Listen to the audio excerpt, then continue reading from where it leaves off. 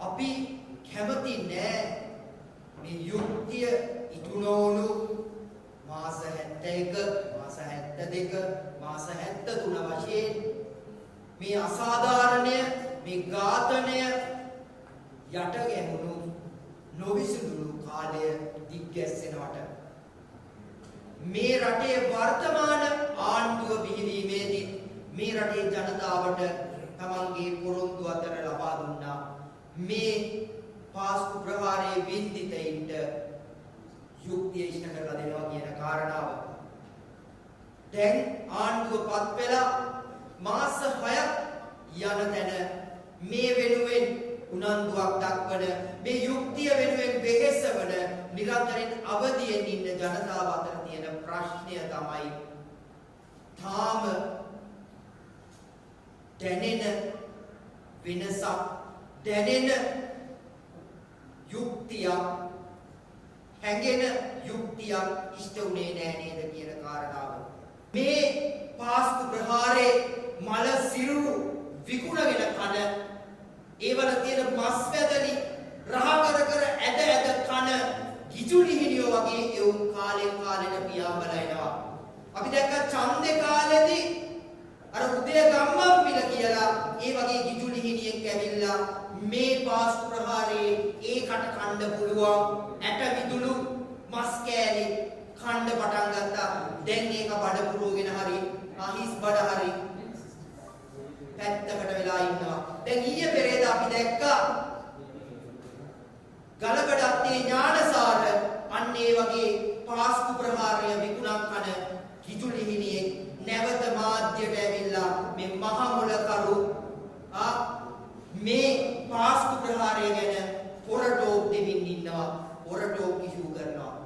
ඥානසාර එයා කියන විදිහට කීප සැරයක් ගිහිල්ලා ජනාධිපති කොමිෂන් සභාවට සාක්ෂි දීලා එයා ගන්න කරුණු කියලා අවසානයේ මේ ජනාධිපති කොමිෂන් සභාව ලියනවා වාර්තාවක්. ඒ වාර්තාවේ තියෙනවා 22 වෙනි පරිච්ඡේදය ඕනම කෙනෙක්ට කියවලා බලන්න පුළුවන් 370 වෙනි පිටුව. මේ කොමිෂන් සභාව කියනවා අපිට බලය ලැබලා තිබුණා මෙන්න මේ වගේ කාරණාවකට. මොකක්ද කාරණාව? වාර්ගික හා ආගමික කැළඹීම් ඇති කළ හෝ රට තුළ මෙවැනි ක්‍රියාවන්ට සහාය දෙන මහජනතාවගේ නොසන්සුන්තාවය සහ සමාජ ක්‍රමයට බාධා පමුණුවන සමාජ අඛණ්ඩතාවය කඩාකප්පල්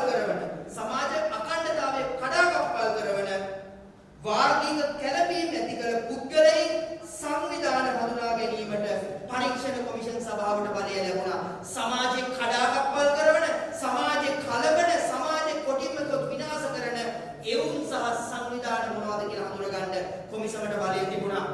ඒ කොමිසම පරිච්ඡේදය පටන් ගන්නෙම මොන උන්නැහැගේ නම කියලාද ඕගොල්ලෝ හිතන්නේ? පළවෙනියටම කොමිසම කතා කරන්නේ පූජ්‍ය ගලබඩත්තේ ඥානසාර හිමි. ලැජ්ජයි පූජ්‍ය කියන කතාව කියන්නේ. මොකද අපි දන්නවා භික්ෂුන් වහන්සේලා ඉන්නවා ඉතාමත් ගෞරවනීය අය. හැබැයි ඒ ගෞරවනීය භික්ෂූත්වය කැන්කන් වල ලංසු තියෙන මිනිස්සුන්ට අපි කැමති නෑ ඒ ගෞරවයම දෙන්න. දැන් ඒකේ කියනවා මේ පාස්කු කොමිෂන් සභාවේ ඒ වාර්තාවේ සඳහන් වෙනවා මෙන්න මේ ආකාරයට. එහෙත් මෙම තෙරුන් වහන්සේ කියන්නේ ඥානසාරට කතා වහක් මතවාදය ඉලක්ක කර ගැනීමෙන් පමණක් නතර නොවි පොදුවේ මුස්ලිම් ජනතාව ඉලක්ක කර ඇත. මේක වහක්වාදය විතරක් නෙමෙයි මේ රටේ අහිංසක මුස්ලිම් ජනතාවත් ඉලක්ක කරගෙන කෑ ගහපු හැටි අපි අමුතුවෙන් කියන්න ඕනේ නෑනේ. ඒක මේ රටේ මිනිසුන්ට මතකයි.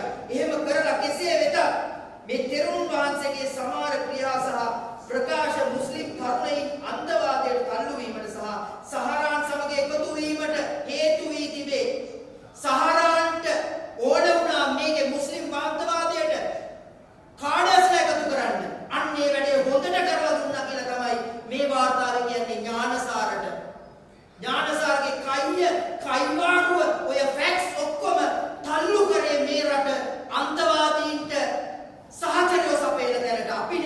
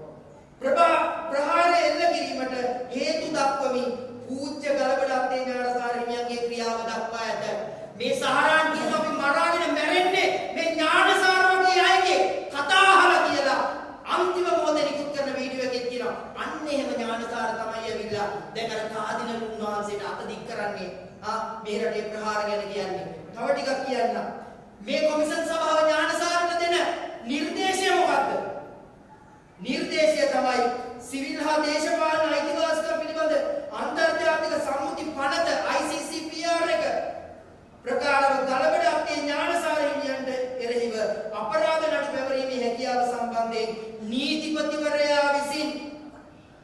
නීතිපතිවරයා විසින් සොයා බැලිය යුතුයි කියලා නිර්දේශ කරනවා. ඒ වගේම මුස්ලිම් තරුණයින් රැඩිකල් කරණයට අර්ධ වශයෙන් පූජ්‍ය ගල්පඩාත්තේ ඥානසාර හිමියන් දායක වී ඇත්තේ කියලා තීරණය කරනවා. දැන් ඊයේ පෙරේදා මාධ්‍ය සංදර්ශනයේ තියපු එයාගේ පොදු බල සේනා සංවිධානය ගැන මොකක්ද කියන්නේ ජනාධිපති කොමිෂන් සභාව. ඒක කියනවා පොදු බල සේනා සංවිධානයේ ක්‍රියාකාරකම් ආගමික සමගියට චාන්දනයක් බවත් තහනම් කළ යුතු බවත් කොමිෂන් සභාවේ නිර්දේශය. දැන් ICCPR ගේ නඩු දැමිය යුතුයි. මේ රටේ තහනම් සංවිධානයක් කළ යුතුයි කියන ගලබඩාත්තේ ඥානසාර ඇවිල්ලා ප්‍රෙස් එකක් තියලා කියනවා එයාට ආණ්ඩුවෙන් අහන්න ප්‍රශ්න කීපයක් තියෙනවා කියලා. එයා කියන්නේ ජනාධිපතිවරයාටයි එහෙම නැත්නම් ආරක්ෂක ප්‍රධානියෙක්ටයි එයාට හම්බ වෙන්න ඕනලු. එයා දන්නවලු කවුද මේක සැලසුම් කරේ, කොහොමද මේක සැලසුම් කරේ කියලා. හැබැයි සමහර විට කතාව ඇත්ත වෙන්න ඇති. මොකද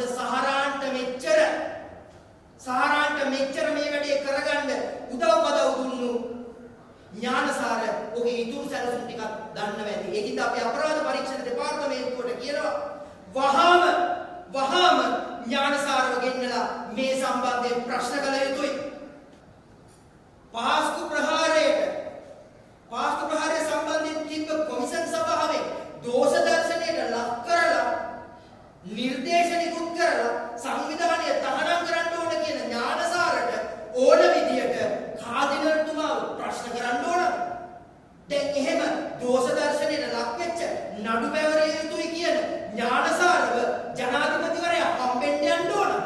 අපි දැක්කා වටලන්ද කොමිෂන් සභාව සභා වාර්තාව අවුරුදු 30කට පස්සේ එළියට ඇවිල්ලා බටලන්දත් එක්ක මේකේ කී දෙනෙක්ගේ පැටිකින් ගිනිගත්තද?